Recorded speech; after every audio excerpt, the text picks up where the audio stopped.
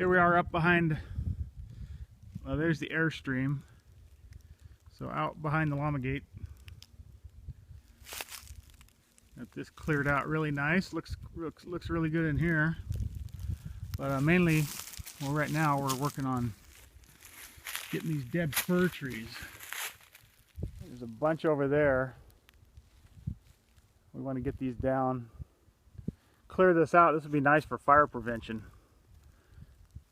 Clear the brush, bring the canopies up a little bit alongside the road there. But there's two really big dead firs right here. This one here, completely dead, and then that one right there, completely dead. So anyway, we're going to drop these two right now. Luckily, they're going to be pretty easy because they're both leaning uphill. That one's got a nice lean to it. That'll fall in the brush, and then we'll just pull it out so it won't make a big mess. This one, there's a nice little opening here for it to fall into. We're going to drop it right in there.